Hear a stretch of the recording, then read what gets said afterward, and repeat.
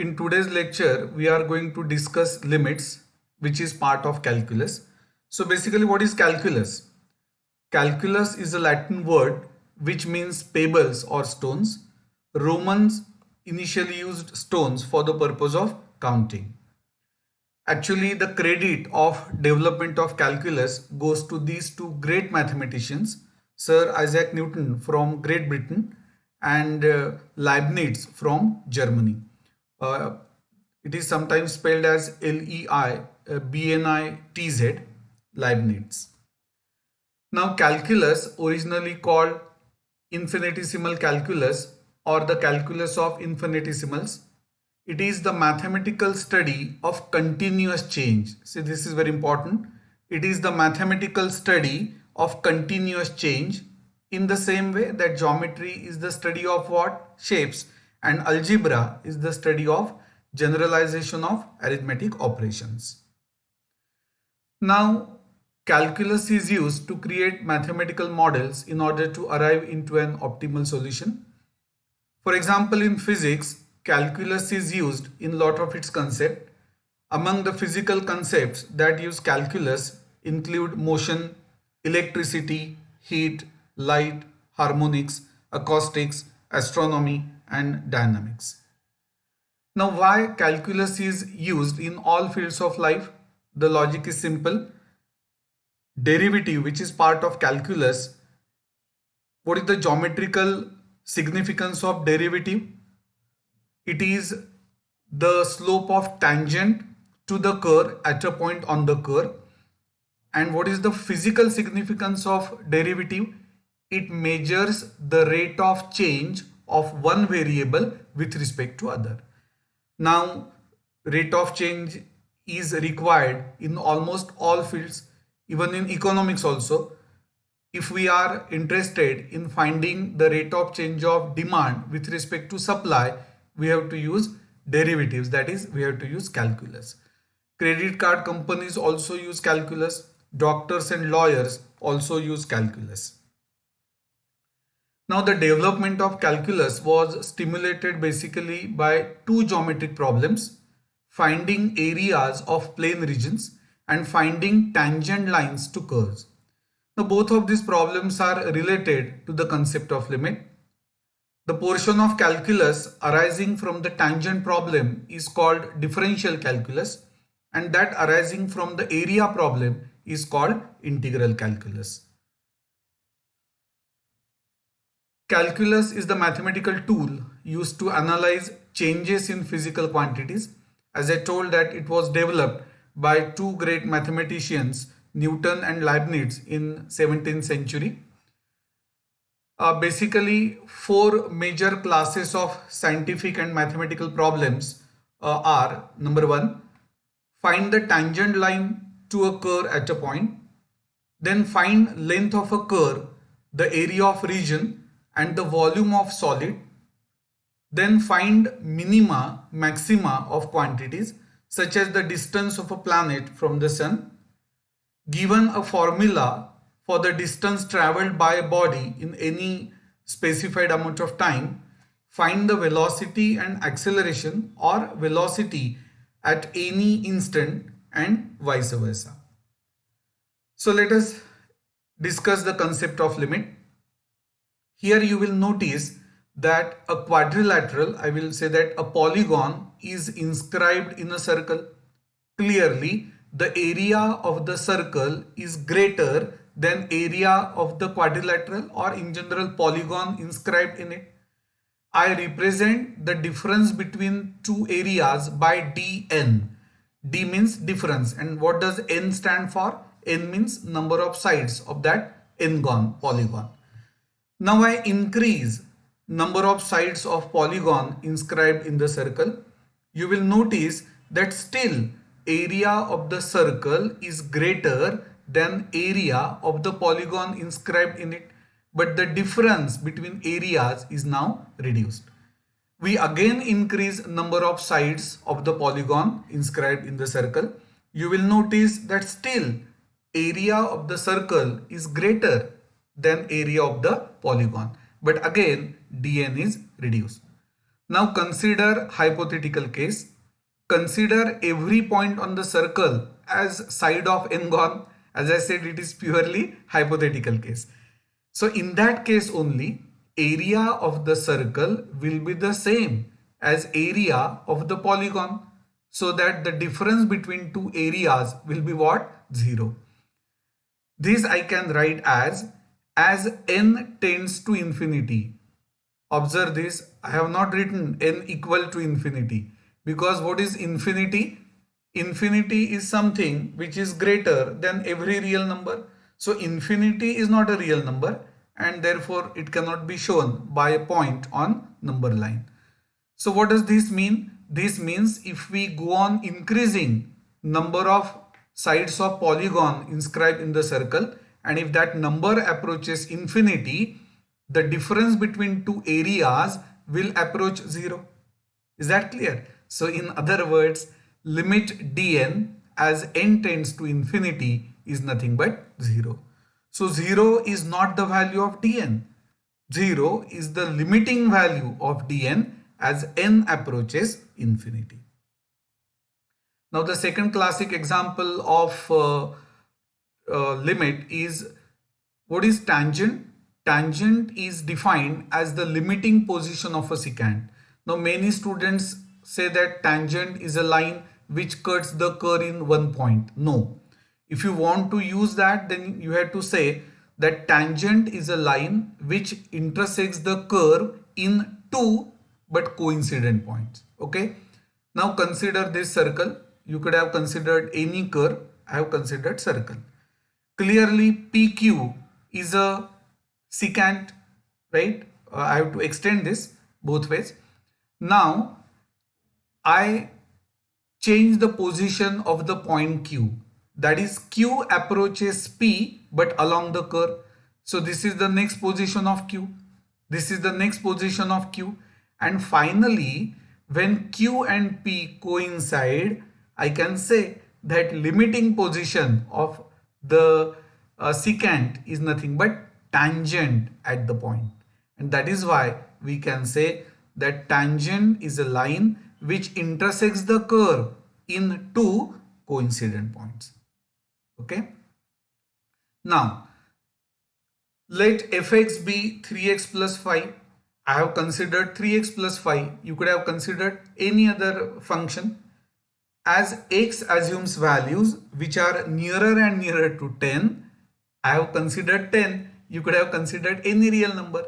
So as x assumes values which are nearer and nearer to 10, 3x assumes values which are nearer and nearer to which number? 3 into 10, that is 30. And f of x, that is 3x plus 5, assumes values which are nearer and nearer to which number? 30 plus 5, that is 35. In other words, 35 is the limiting value of the function f of x equal to 3x plus 5 as x tends to 10. Symbolically, limit of fx as x tends to 10 is nothing but 35. Now, instead of considering particular cases, we consider general case. So we define limit. If as x assumes values which are nearer and nearer to a, f of x assumes values which are nearer and nearer to L, any real number L, then L is called as limiting value of the function fx as x tends to a. Symbolically, limit fx as x tends to a is nothing but L. Now this part is very important. By x tends to 2, we mean, number 1, x is not equal to 2. This is very important conclusion. See, I am just saying x tends to 2 means x is not equal to 2. If x is not equal to 2, then x minus 2 will not be 0. And if x minus 2 is not equal to 0, then division by x minus 2 is defined. Actually, we require this while solving sums on limits. Secondly, when I say x tends to 2, by that I mean x assumes values which are nearer and nearer to 2. And the third conclusion is very important. That conclusion we are going to use in the topic continuity. When we say x tends to 2, by that we mean x approaches to either from left of 2 or from right of 2. I repeat this. When x tends to 2, there are two possibilities. Possibility number 1, x may approach 2 from the right of 2. Second possibility, x may approach 2 from the left of 2. But the tending value is 2 only. I can give you one more example. If I make a statement, the train approaches Lonavala station. The train approaches Lonavala station. The first conclusion is the train is not yet reached Lonavala station. Second, the distance between train and platform is decreasing. And the third conclusion, the direction is not mentioned.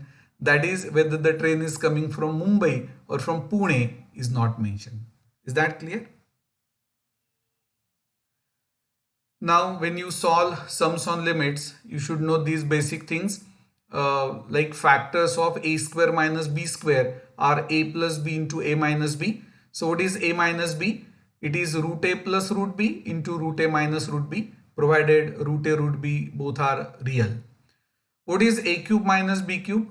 A minus b into a square plus ab plus b square and so on.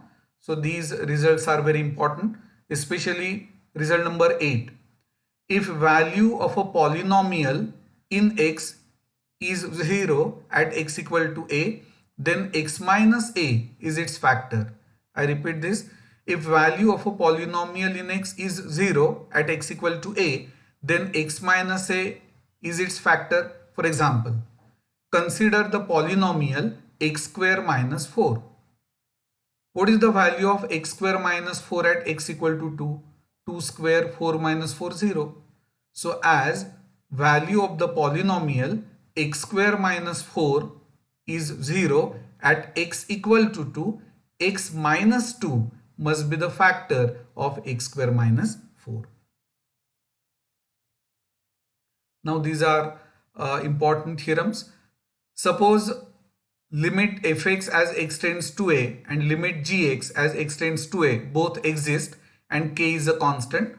Now this can be remembered easily. The first theorem, what is limit of sum? Sum of limits. What is limit of difference? Difference of limits. What is limit of product? Product of limits. Now fourth result is important. What is limit of quotient? It is limit of numerator upon limit of denominator, provided limit of denominator is not equal to 0. In mathematics, you have to remember two things. Division by 0 is not allowed, is not defined. And secondly, square root of negative number is not real. Now fifth theorem is very important. Limit of composite function. What do you mean by a composite function? A function of a function is called as composite function. For example, sine of log x. Basically, two functions are involved. Sine function is trigonometric, log x is logarithmic. But I am saying sine of which angle? Log x. So this is a composite function. The theorem is limit x tends to a f of g of x. Remember, this is a composite function of g and f. So it is nothing but f of limit of g of x as x tends to a. In particular, what is limit of log? How to remember this? Limit of log of a function is logarithm of limit of that function. Now limit of any constant is constant. See, constant is one which does not change. So x may tend to any number. K remains k only. That is why it is called as constant. Secondly, limit of sin x as x tends to a is sin a. Limit of cos x as x tends to a is cos a. In particular, limit of sin x as x tends to 0 is 0. What does this mean? This means that as x assumes values which are nearer and nearer to 0, sin x assumes values which are nearer and nearer to sin 0, which is 0. Similarly, limit of cos x as x tends to 0. As x approaches 0, cos x will approach cos 0, which is nothing but 1. Now tell me, can I generalize this result for tan? That is, can I say that limit of tan x as x tends to a is tan a? The answer is no. Why? Because tangent ratio is not defined for many angles like pi by 2, 3 pi by 2, etc. That is odd integral multiples of pi by 2. And therefore we cannot generalize result for tan x. Now let us solve sums on limits. First one, limit of x square minus 9x plus 20 upon x square minus 6x plus 5 as x tends to 5. See, we should try to evaluate the limit in the first step. Means what? What do you mean by taking limit? By taking limit, we mean replacing every x by its limiting value. If we do so, we get 0 in the numerator because 25 plus 20, 45, less 45, 0. What about denominator? 25 plus 5, 30, less 30. Now 0 upon 0 is not 1. 0 upon 0 is not 0. This is an indeterminate form in mathematics. This clearly shows that we cannot take limit in the very first step. But this also shows that as both the polynomials are 0 at x equal to 5, x minus 5 must be the factor of each. So we begin with, let L be the given limit. Now if we know one factor, we can write other factor by observation. Minus 5 into which number is plus 20? Minus 4. So the factors are x minus 5, x minus 4. Otherwise there is usual method that split middle term into two terms and so on. But why to waste time when we know one factor? Similarly, in the denominator, which is the other factor, x minus 1. Now this step is very important. Can I cancel x minus 5? Yes, I can. Why? Because I have still written limit. I have not evaluated the limit. So I can say that x only tends to 5. So x is not equal to 5. If x is not equal to 5, then how can x minus 5 be 0? Clearly x minus 5 is not equal to 0 and division by non-zero number is valid. The only thing is you have to write limit also, right? So once you cancel this, you get this. Still you have to write this. Now can we take the limit? You have to think of denominator first, because if denominator is 0, then we get absurd result, not defined in that case. Now denominator is not coming 0, so we say limit of quotient is limit of numerator upon limit of denominator. Now we take the limit, that is we replace every x by its limiting value, which in this case is 5. So 5 minus 4 upon 5 minus 1. So 1 upon 4 is the value of limit. Now many students ask me, sir, you are saying that x is not equal to 5 here, but you put x equal to 5 only. Listen, I'm not saying x equal to 5. When I cancel this, I write limit x tends to 5. But when I write 5, this is not the value of x. This is the limiting value of x. That is why I have not written the word limit. So 5 is not the value of x. 5 is the limiting value of x. One thing is again clear, that when you solve a sum on limit in which variable is x and we are given that x tends to something, so answer will never contain x, because when you take the limit, you have to replace x by its limiting value only, right? Now the next one, here also I cannot take limit in the very first step, because this is 1 by 0 plus 1 by 0 form. But this gives me an idea of the second factor. Why? Because both the denominators are 0 at x equal to a. So each denominator has x minus a as one of its factors. And if we know one factor, we can write second factor by observation. X into which term is x square? X. So here it is x minus a into which number is 2a square? Minus 2a. So this is the other factor. Here x minus a is first, which is the second. X into 2x is 2x square. Minus a into minus a is plus a square. Now you should know how to add two fractions. See, what is difficult? Limits? No. Preliminary part is important. Many students, they cannot add the fractions. So addition of fractions, trigonometry, laws of indices, laws of logarithm, they play an important role, because we use limits in the last step only when we evaluate it. Okay, so you should be able to add these two. Addition gives 3 into x minus a upon this. Now can I cancel x minus a? Yes, I can. Why? See, you have to write the reason. X only tends to a, x is not equal to a, so x minus a is not equal to 0. Now we are in a position to take the limit, because I observed that denominator is not 0 at x equal to a. Now to take the limit means to replace every x by its limiting value, which is a. So 3 upon minus a into a, that is minus 3 upon a square. I repeat, what does this mean? This means as x approaches a, that is as x assumes values nearer and nearer to a, this function will assume values nearer and nearer to minus 3 upon a square. Now this is again an interesting type. You will notice that both numerator and denominator are irrational. So we have to rationalize both numerator and denominator. That is, we have to multiply numerator and denominator by rationalizing factor of numerator and denominator. Now some students ask me, sir, we need rationalizing factor of this numerator in the numerator only. Then why to multiply denominator also? Logic is simple. If you just multiply numerator, the function will change.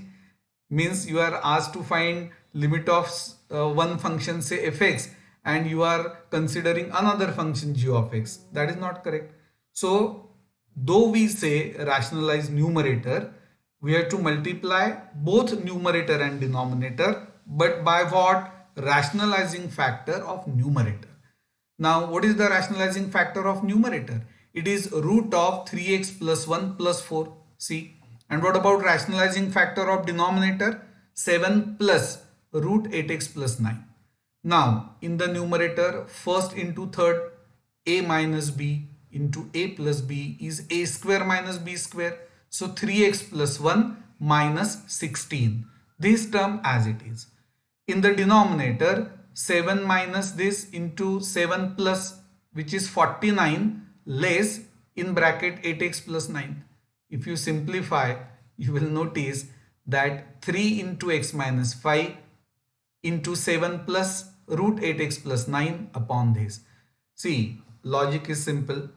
We could not take limit in the first step because we used to get 0 by 0 form.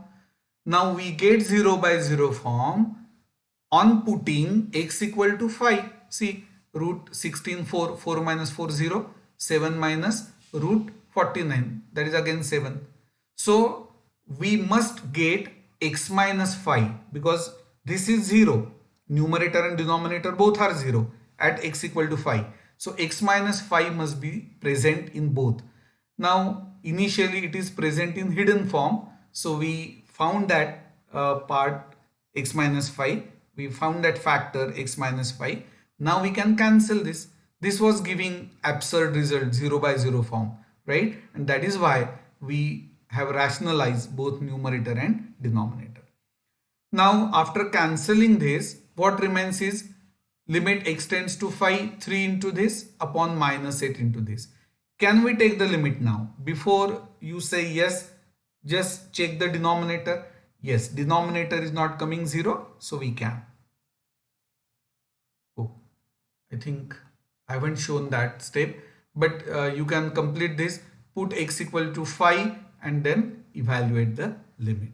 Okay. Now this is an important result. This is standard limit.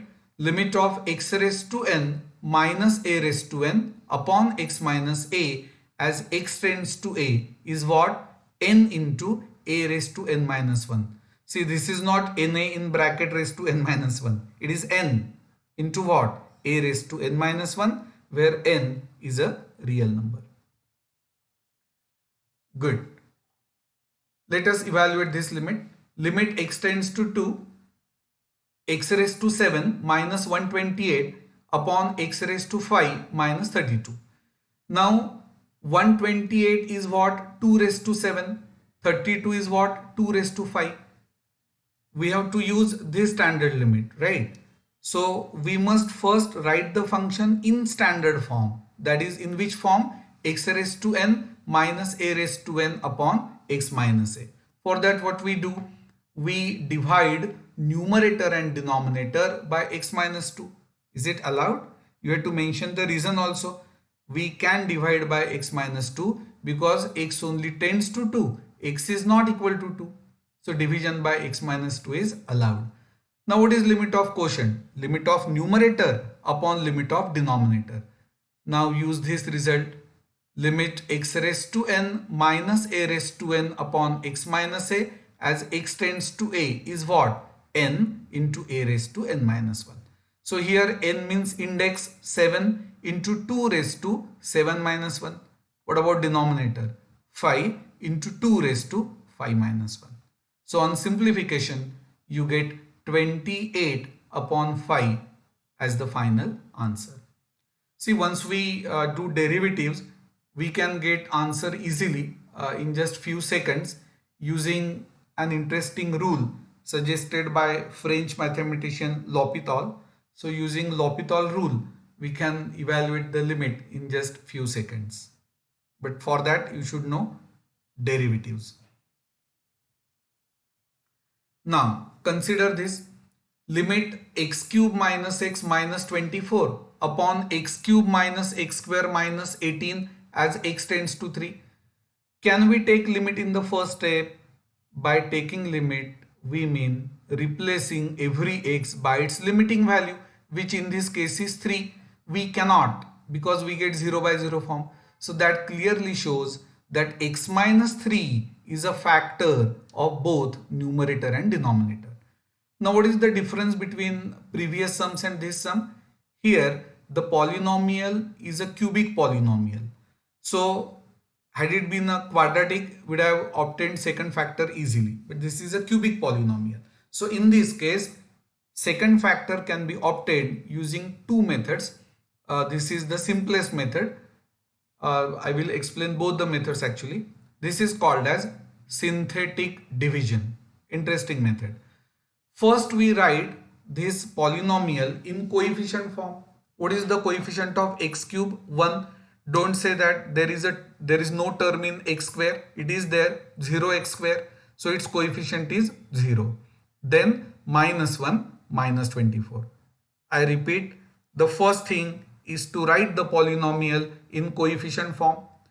Now polynomial is 0 at x equal to 3. So we write 3 here.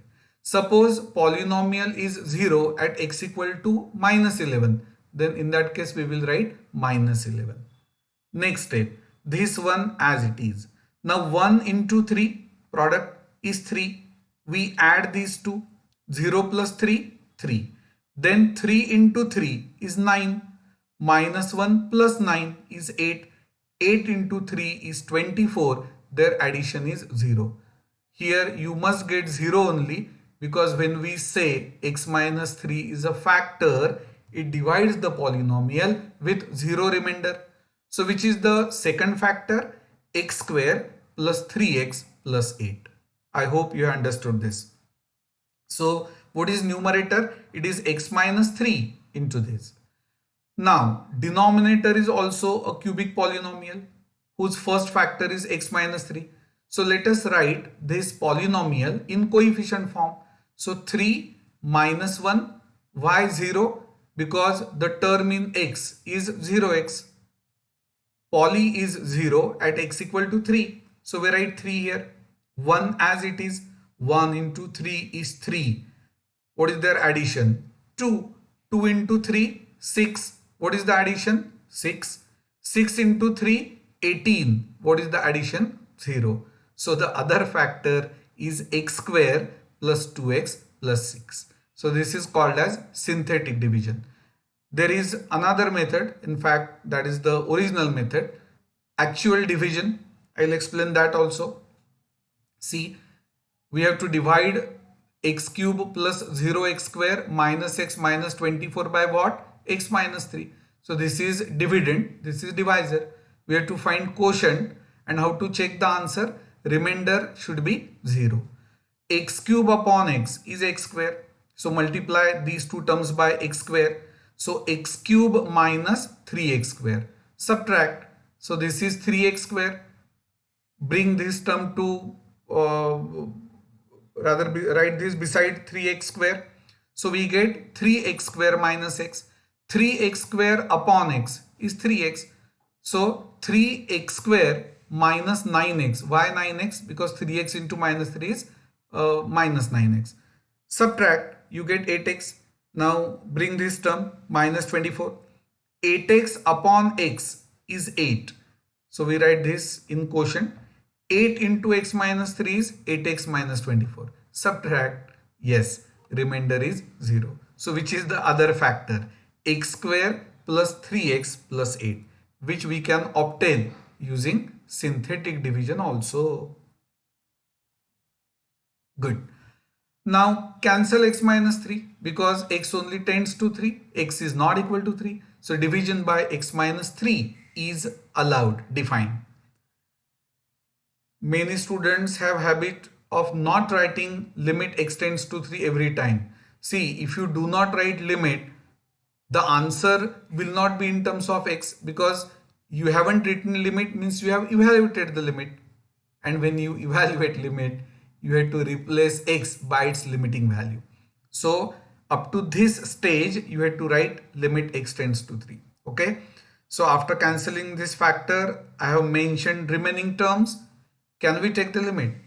Observe denominator. Denominator is not 0 now.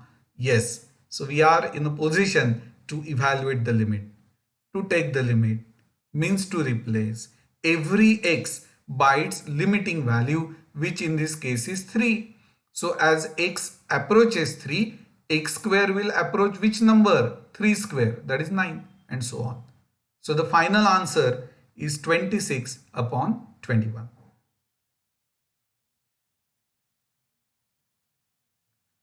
Now this is again an important result. Logic is very simple. If denominator approaches very big number, that is if denominator approaches infinity, then this k upon x raised to p will approach 0. So this is a standard limit. Limit of k upon x raised to p as x approaches infinity is nothing but 0. Of course, p has to be greater than 0. And what is k? K is a real number. Now this is one of the most important limit. It is called as standard trigonometric limit. The limit is limit of sine theta upon theta, theta tends to 0 is 1. I hope you will not say take the limit in the first step, sine 0, 0, 0 upon 0 is 1. Absurd. 0 upon 0 is an indeterminate form in mathematics. We can prove this result. There is a method for that. But here I will not explain the proof. Instead, we will verify the result. Basically, what is the meaning of this?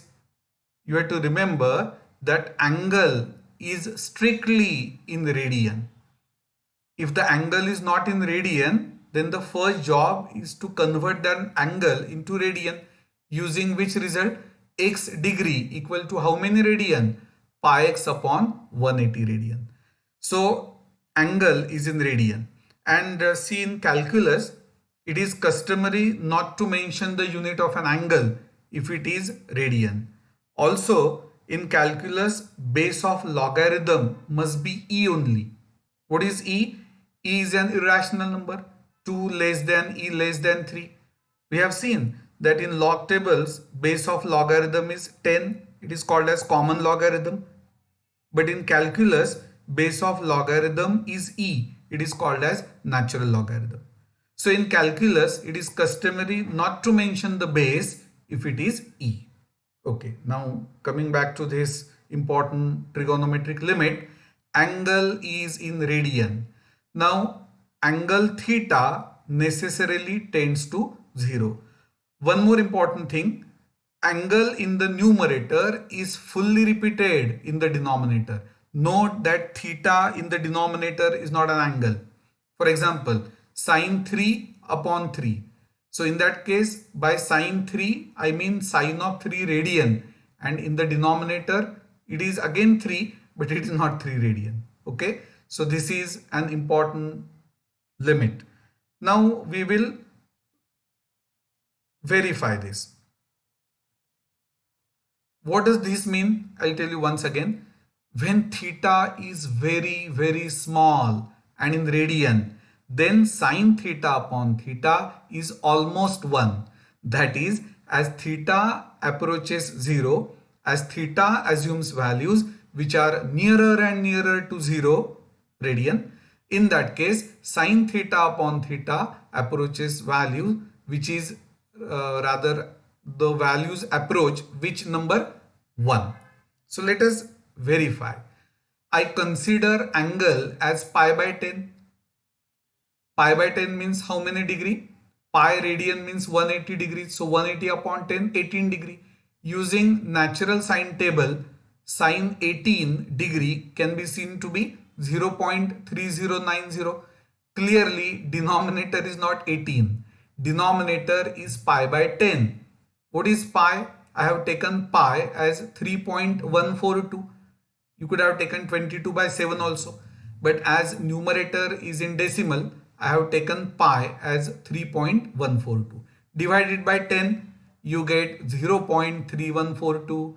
See, we are actually far away from 0. Still, numerator is almost same as denominator. That is, this ratio is almost unity. Now we again go very close to 0. We try to go to close to 0. I take theta as pi by 20 means 9 degree. What is sine 9 degree? Using natural sine table, I get 0.1564. Pi is 3.142 divided by 20. You get 0.1571. You will notice that numerator and denominator are almost the same.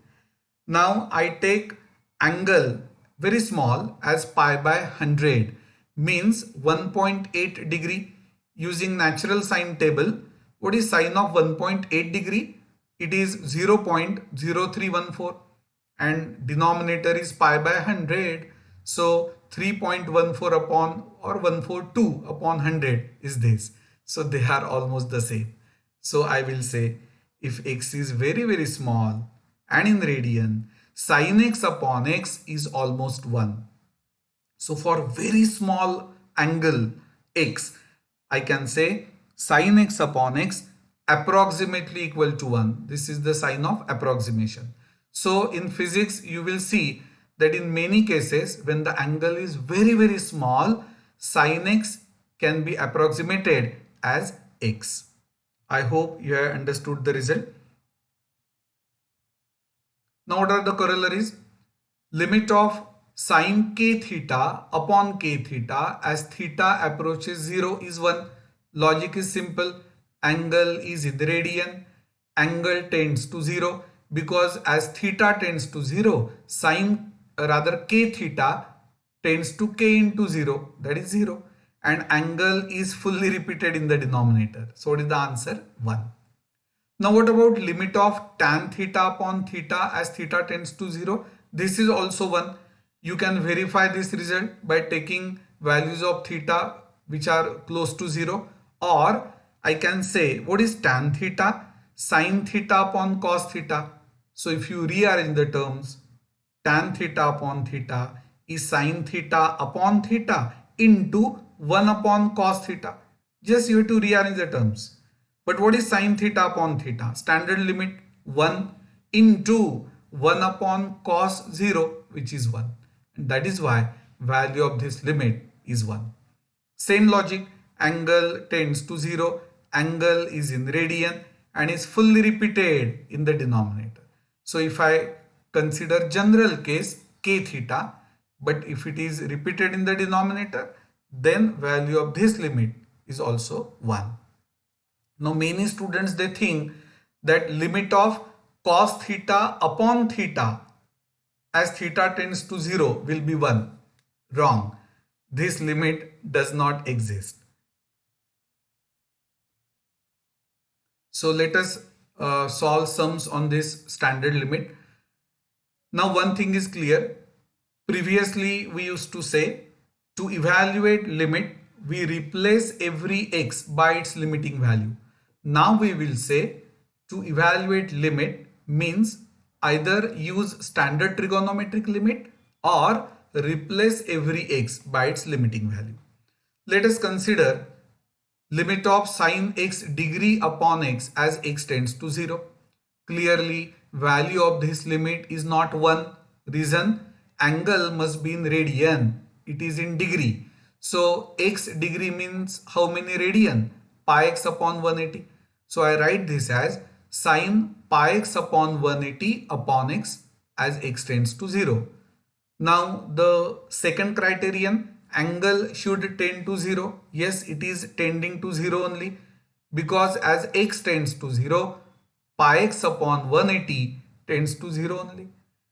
The third criterion, angle in the numerator must be fully repeated in the denominator, and for that first I write what I want. I want that this angle must be repeated. So I write pi x upon 180 in the denominator, but original denominator is just x, means I have multiplied denominator by pi by 180. So you have to multiply numerator also by the same pi by 180. Now this is a constant, so I write this outside the limit.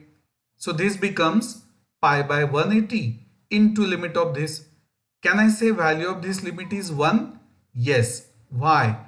Because as x tends to 0, pi x upon 180 also tends to 0. And we have used this particular standard limit. I hope you understood this. Now the second one, cos 10x minus cos 12x upon x square, limit as x tends to 0. See, you have to use common sense. In trigonometric limit, standard trigo limit, sin x upon x, but denominator is x square. This means numerator is to be expressed not as a sum or difference, but as a product of two sine terms. And therefore we use the formula cos A minus cos B. This is called as factorization formula. Cos A minus cos B is what? Minus 2 sine of A plus B by 2 into sine of A minus B by 2. Substitute to get this. Again, what is sine of minus x? Minus sine x. Now angle is 11x. So we write 11x in the denominator. We cannot just multiply denominator by 11. We have to multiply numerator also by 11. Now which is the constant part? Minus 2 into 11 into minus 1, that is 22. So L equal to 22, limit x tends to 0, sine 11x by 11x into limit of sine x upon x as x tends to 0. Value of this limit is 1. Value of this limit is also 1. So what is the final answer? It is 22. See why the value of this limit is 1? Because all the three conditions are satisfied. Angle is in radian, angle tends to 0, and angle in the numerator is fully repeated in the denominator. Isn't it interesting? Okay, so the next one, limit sine of 2 plus x minus sine of 2 minus x upon x as x tends to 0. Same logic. Use sin A minus sin B formula. This is called as factorization formula. If you use that, you get what? 2 cos 2 sin x upon x. Now though it is cosine term, trigonometric function, it is purely a constant. See, variable is x. So 2 cos 2 is not a variable, it is constant. I write it outside the limit. So 2 cos 2 into the standard limit. Value of this limit is 1. So what is the final answer? It is 2 cos 2. Now tell me whether 2 cos 2 is positive or negative. Yes, you guessed it right. Cos 2 means not cos 2 degree. Cos 2 radian means approximately 57 into 2, that is 114 degrees, which lies in second quadrant. And in second quadrant, cosine ratio is negative. This is again similar sum. You can read the solution. Again, sin A plus sin B, that is factorization formula is used. Then take minus 2 sin A common, which is purely a constant. Then result from trigonometry is used, that 1 minus cos theta is 2 sin square theta by 2, and so on. Just read the solution.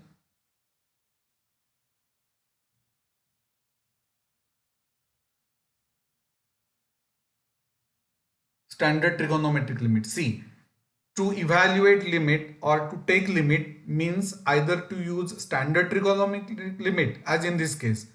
What is the standard trigonometric limit? Limit of sine theta upon theta as theta tends to 0 is 1. That is why I have written 1. Now here, don't wait for standard trigonometric limit. Here, to take the limit means to replace every x by its limiting value, which is 0. So what is cos 0? Cos 0 is 1.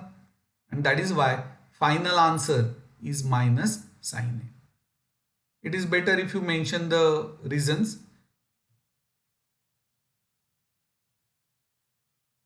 Now, this is the last part, important one.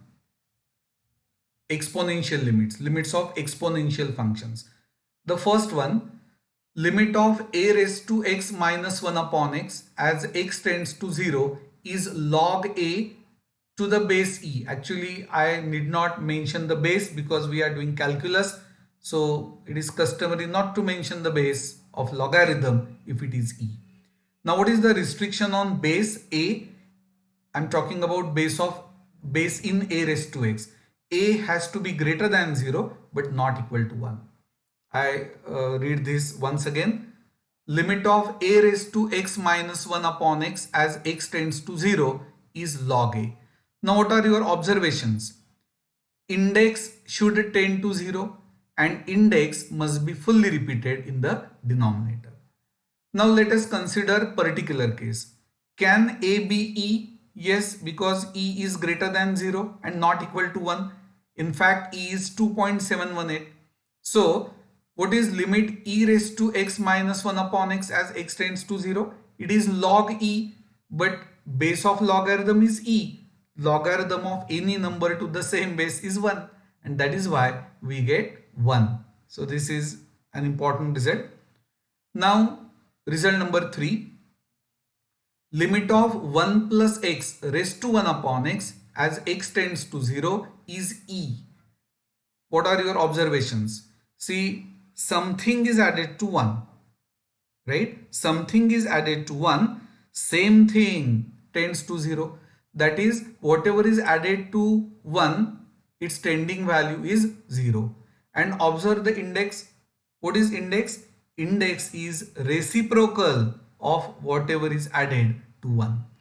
So these are 3 important limits. Now let us evaluate this. Limit of 3 raised to x minus 5 raised to x upon x as x tends to 0. Can we evaluate limit in the very first step? The answer is no. 3 raised to 0 is 1 minus 5 raised to 0 is 1. So we get 0 by 0 form. Now can we use standard result directly? The answer is no. Why? Because it should be in which form? A raised to x minus 1. And that is why, see what I do? I subtract 1 and I add 1. Check this, 3 raised to x minus 1 minus 5 raised to x plus 1. Minus 1 plus 1 cancel. But what is the advantage here? If I split numerator, then I can say limit of difference is difference of limits.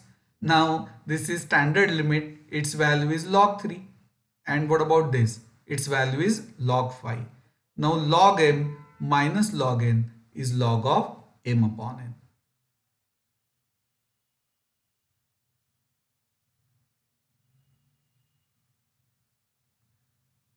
Now in this case also, if you take limit in the first step, you get 0 by 0 form. So numerator is written as 9 raised to x minus 1 minus in bracket 5 raised to x minus 1. We have written the same numerator but in required form.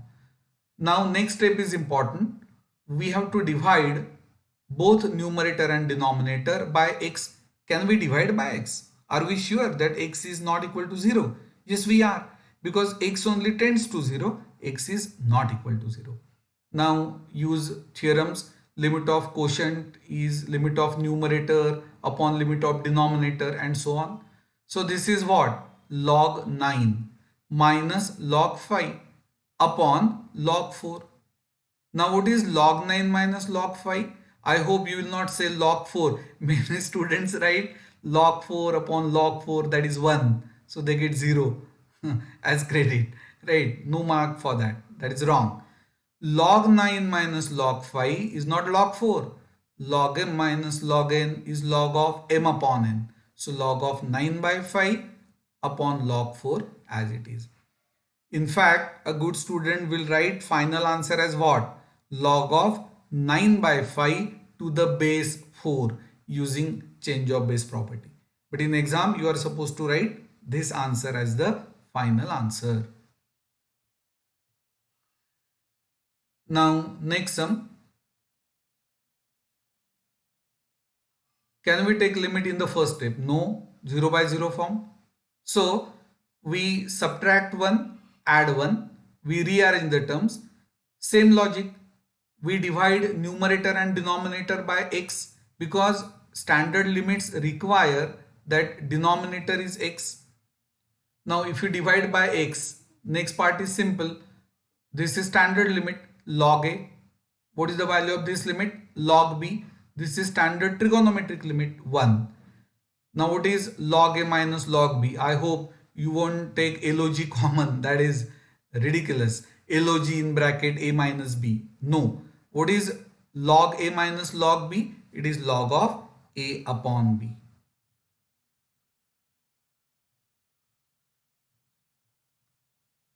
Now this is exponential function. 0 by 0 form? Yes. E raised to 0, 1 plus 1, 2 minus 2 upon 0. Now you have to use common sense. In exponential limit, denominator is x.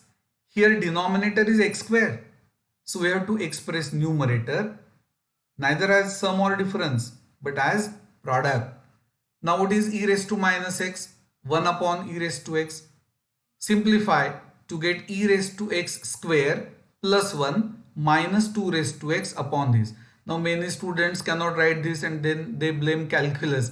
They say that calculus is very difficult. Calculus is not difficult. What is difficult? Addition of fraction, multiplication, division, etc. So you will notice that this is e raised to x minus 1 bracket square. Denominator is this. Now what is limit of square? Square of limit. Now you will notice that this is standard limit.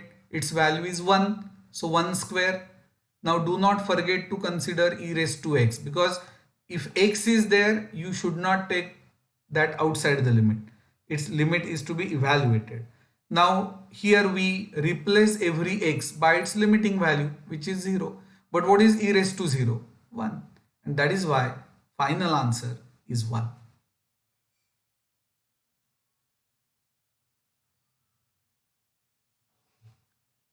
Now in the next sum, I split 3 into 1 plus 1 plus 1.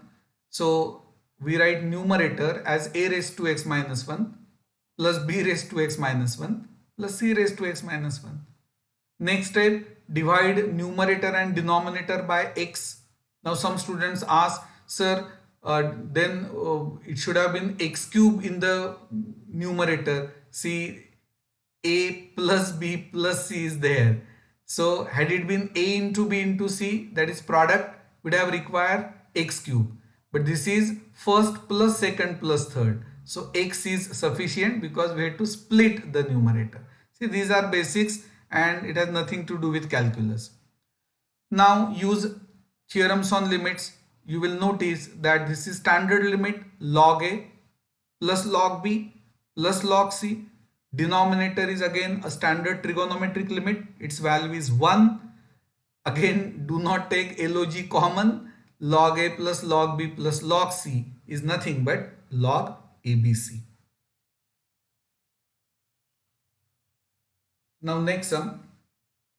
Limit of 2 sine square x plus 3 plus sine x minus 1 upon 2 sine square x minus 3 sine x plus 1. Can we take limit in the first step? The answer is no, because we get 0 by 0 form. This clearly shows that 2 sine x minus 1 must be present. See, if you take the limit, what is sine pi by 6? Half. 2 into half 1, 1 minus 1 0.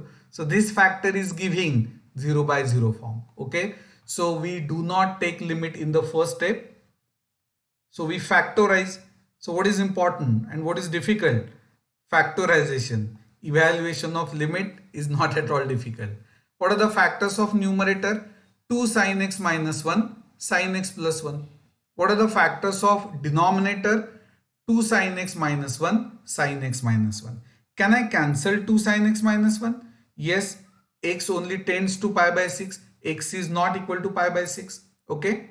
So in the next step, I will say this is the reason, so that we can cancel the factor to get this. Now some students ask, sir, there are so many angles whose sine ratio is half. So how can we cancel this? See, x only tends to pi by 6. X is very close to pi by 6. So we should not consider other angles whose sine ratio is half, because angle is very close to pi by 6. Now can we take the limit? Yes, we can. To take the limit means to replace every x by its limiting value. See, no standard trigonometric limit is involved here. So I put x equal to pi by 6. Sine pi by 6 is half. So finally I get minus 3. Now I will not explain this, because in this case also you have to perform synthetic division. We cannot take limit in the first step because we get 0 by 0 form, but that gives us an idea that x minus 2 is one of the factors. So if x minus 2 is a factor, while performing synthetic division, we write 2 here and so on. This is polynomial in coefficient form to get the other factor.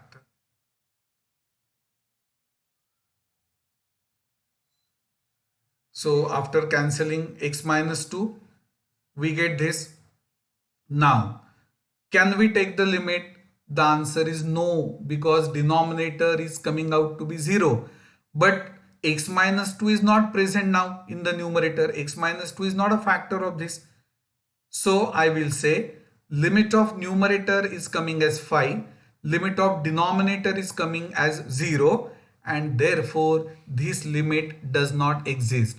Many students think that every function, its limit always exists. Not necessarily. As in this case, limit of this as x tends to 2 does not exist. Now I already explained one sum of this type. Here you have to rationalize both numerator and denominator.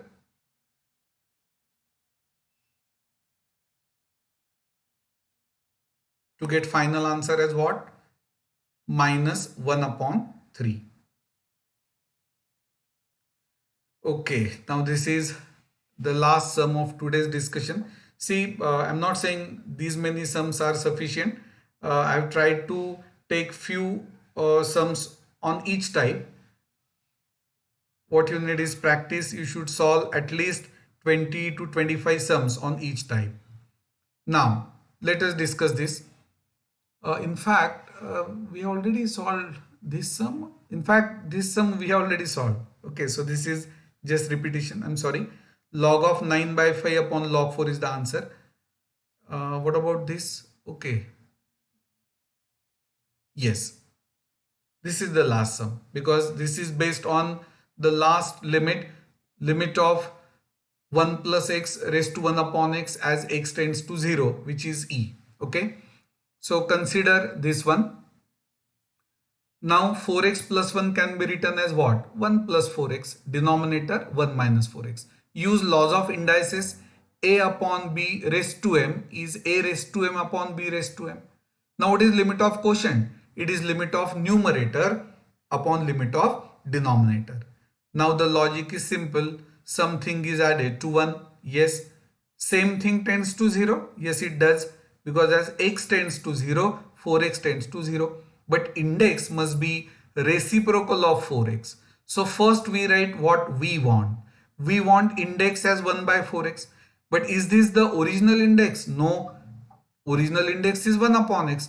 To get that back, I write raised to 4. Check this. A raised to m raised to n is a raised to mn. So effectively, I have written the same. What about denominator? Something is added to 1. Same thing tends to 0. Its reciprocal is the required index. But this is not the original. So to get the original index 1 upon x raised to minus 4.